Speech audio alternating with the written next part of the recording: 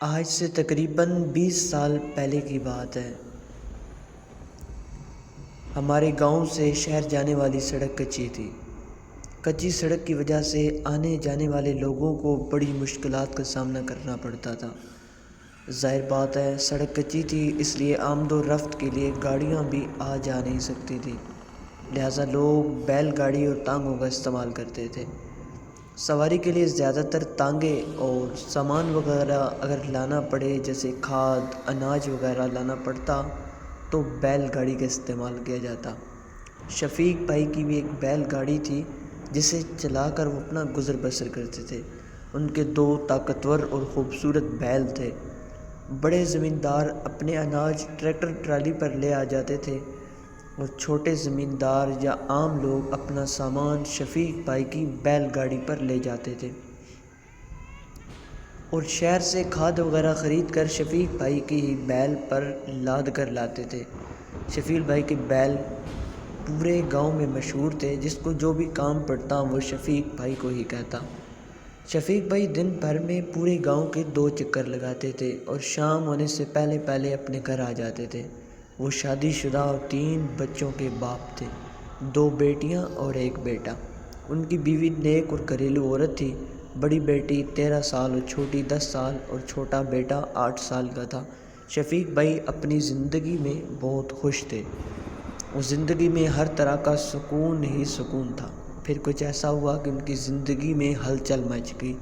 اس سال گندم کا سیزن تھا، ہر طرف گندم کی کٹائی ہو رہی تھی اور پھر گندم کی خرید و فروخت بھی شروع ہو گئی تھی۔ ہر کوئی اناج اپنی ضرورت کے لیے اکٹھا کرتا اور کوئی اکٹھا کر کے شہر لے جا کر بیچ دیتا۔ گاؤں مغرب کی طرف اور شہر مشرق کی طرف تھا۔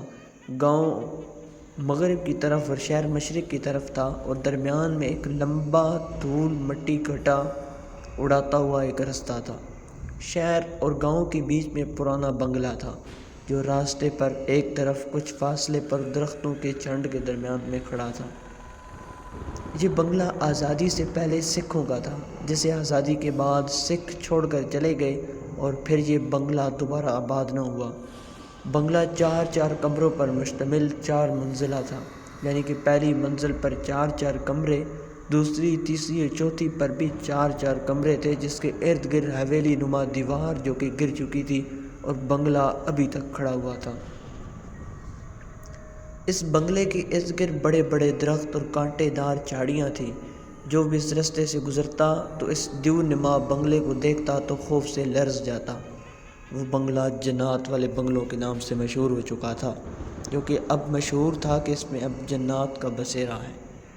جو بھی اس راستے سے گزرتا اسے بنگلے کے اندر سے باتیں کرنے کی یا بچوں کے رونے اور ہنسنے کی آواز سنائی دیتی تھی۔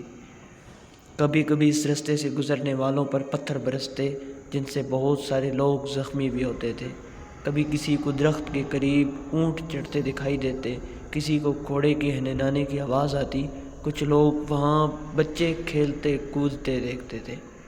کچھ لوگوں نے بنگلے کی آخری منزل والی چھت پر لڑکیوں کو کھڑے ہوئے بھی دیکھا تھا۔ کسی نے لڑکیوں کو بال سکھاتے بھی دیکھا، کسی نے بال سنوارتے بھی دیکھا۔ ان سب چیزوں کی موجودگی سے جنات کی موجودگی کا اشارہ پایا جاتا تھا۔ بنگلے کے ارد گرد جن کی زمین تھی، وہ زمینوں پر جب بھی کام کرنے گئے انہیں کچھ نہ کچھ ضرور دکھائی دیتا۔ جو کسان ہل چلاتا اسے پتھر لگتے، وہ بیچارہ بھاگ جاتا۔ جو زمین پر کام کرنے آتے انہیں بڑا سا سانپ دکھائی دیتا یا بڑی سی چیل ان پر حملہ کرتی تھی، لوگ بیچارے ڈر کر بھاگ جاتے تھے۔ پھر جنہوں کے بنگلے کے ارد گرد والی زمین بنجر ہونے لگی، ایک دن شفیق بھائی اپنی مزدوری میں مصروف تھے، بیل گاڑی پر اناج کی بوریاں لاتے انہوں نے سوچا کہ تیسرا چکر بھی لگا لوں۔ تیسرا چکر لگا کر بیل گاڑی سے اناج اتار کر وہ واپس نکلنا چاہتے تھے۔ انہوں نے جلدی جلدی سامان اپنی چادر میں باندھ کر بیل گاڑی پر رکھا اور بیلوں کو تیزی سے ہانپنا شروع کر دیا۔ جب وہ شہر سے نکلے تو سورج غروب ہو چکا تھا۔ اب شفیق بھائی کے دل میں خوف جاگا۔ جب وہ شہر سے آتے آتے جنات والے بنگلے کے قریب سے گزرے تو چاند اپنے جوبن پر تھا۔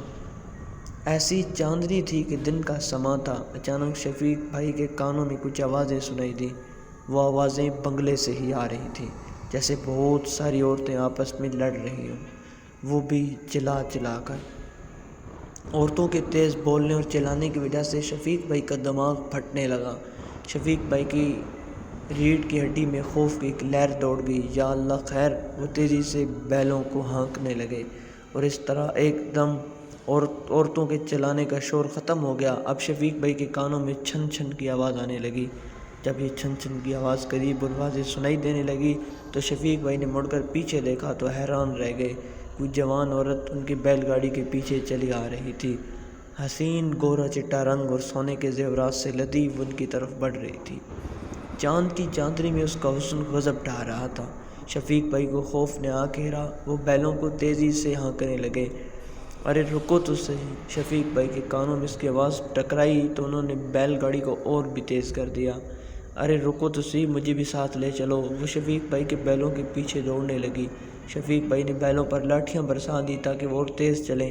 اب وہ عورت بھاگ بھاگ کر بیل گاڑی پر چڑھنے لگی تو شفیق بھائی نے اسے دھکا دیا اور وہ نیچے گر گئی۔ کچھ دیر بعد وہ دھول میں غائب ہو گئی اور پھر دوبارہ اٹھ کر بیل گاڑی پر چڑھنے لگی۔ شفیق بھائی نے پھر سے دھکا دیا، وہ پھر گر پڑی اور پھر سے اٹھ کر بیل گاڑی پر چڑھ گئی۔ اب وہ بیل گاڑی پر چڑھ گئی تو شفیق بھائی نے ایک ہاتھ سے رسی کو تھامتے اور دوسرے ہاتھ سے اس کو دھکا دے کر نیچے گرا دیتے۔ بیل بھی پوری قوت سے دوڑ رہے تھے۔ آخر کار وہ عورت پیچھے رہ گئی اور شفیق بھائی وہاں سے نکلنے میں کامیاب ہو گئے۔ اور پھر شفیق بھائی نے سکون کا سانس لیا۔ گھر آتے ہی شفیق بھائی نے بیلوں کو کھول دیا۔ بیل بھی تیزی سے دوڑنے کی وجہ سے ہانپ رہے تھے۔ شفیق بھائی بیلوں کو باندھ کر بیوی سے کہنے لگے کہ گاڑی پر چادر میں باندھا ہوا سودا سلف پڑا ہے، اسے اٹھا لاؤ۔ جب بیوی گاڑی سے سامان اٹھانے لگی تو کیا دیکھتی ہے، سامان کے پاس ایک ہار پڑا تھا۔ وہ شفیق بھائی سے کہنے لگی یہ ہار کس کا ہے؟ جب شفیق بھائی نے ہار دیکھا تو دنگ رہ گئے۔ ایک بھاری سونے کا ہار تھا جو یقیناً اس بنگلے والی جن عورت کے گلے سے گرا تھا۔ تو شفیق بھائی نے پورا واقعہ بیوی کو سنا ڈالا۔ ان کی بیوی کی خوف سے چیخ نکل گئی اور اس نے ہار پرے پھینک دیا۔ شفیق بھائی نے اٹھ کر ہار اپنے پاس رکھ لیا۔ سوچا کہ کل کرم دین چاچا کو دکھاؤں گا، وہ جو کہیں گے وہی کروں گا، اور یوں وہ کھانا کھا کر سو گیا۔ تقریباً آدھی رات کو شفیق بھائی چیخ مار کر اٹھ بیٹھے۔ بیوی نے دیکھا تو بے ہوش تھے۔ وہ دوڑ کر پڑوسیوں کو بلا لے۔ شفیق بھائی بے ہوش پڑے تھے۔ یہ دیکھ کر سب حیران رہ گئے۔ بیوی نے رو رو کر سب کو جنی والا قصہ سنایا۔ کسی نے کہا کرم دین چاچا کو لاؤ۔ فوراً چاچا کو بلا لیا۔ کرم دین چاچا نے کچھ پڑھ کر پھونک ماری تو شفیق بھائی کی آنکھ کھل گئی اور وہ اٹھ کر بیٹھ گئے۔ کرم دین چاچا نے سب کو وہاں سے جانے کو کہا تو سب اپنے اپنے گھروں کو چلے گئے۔ پھر کرم دین چاچا نے شفیق بھائی سے پوچھا تو شفیق بھائی نے سارا واقعہ چاچا کو سنا دیا۔ شفیق بھائی کہنے لگے کہ ابھی میں سویا ہوا تھا، ایک عورت میرے اوپر چڑھنے لگی۔ میں سیدھا سویا ہوا تھا جیسے خواب میں دیکھ رہا تھا، کچھ جاگی اور کچھ سوئی ہوئی کیفیت میں تھا۔ وہ عورت میرے اوپر آ کر سینے کے بل لیٹ گئی۔ جب میں نے اس عورت کے چہرے کو دیکھا تو اس خوفناک چہرے کو دیکھ کر میں چلا اٹھا اور میں چیخ کر بے ہوش ہو گیا۔ چاچا کرم دین شفیق بھائی کی باتیں سن کر گہری سوچ میں پڑ گئے۔ اب ہر تیسرے اور چوتھے دن شفیق بھائی کے ساتھ ایسا ہی ہونے لگا۔ آدھی رات کو شفیق بھائی چیخ مار کر بے ہوش ہو جاتے۔ کرم دین چاچا وارث بنگلے کے قریب جا کر پھینک آئے تھے۔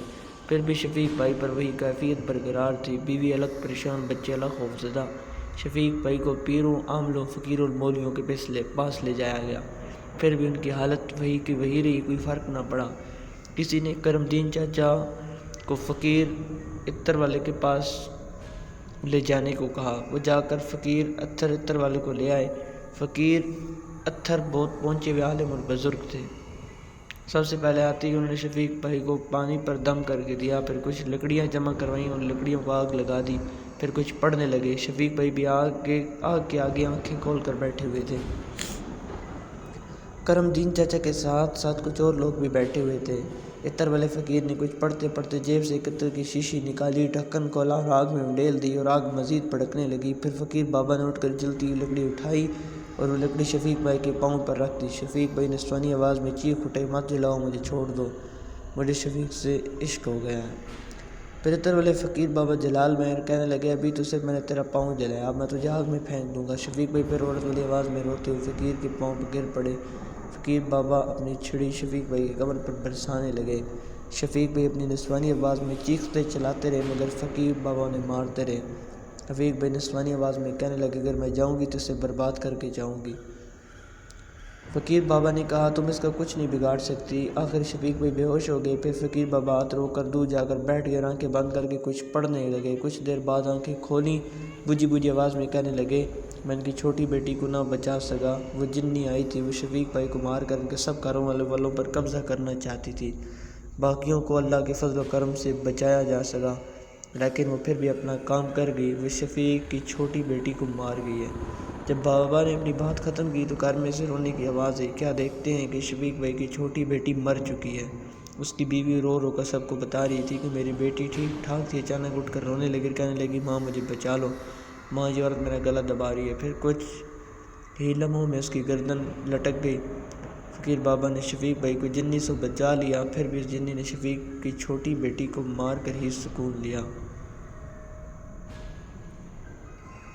شفیق بھائی کی اب زندگی بہت آرام سکون سے گزر رہی ہے، لیکن اس جنی نے شفیق بھائی کی اس بیٹی کو مار ڈالا۔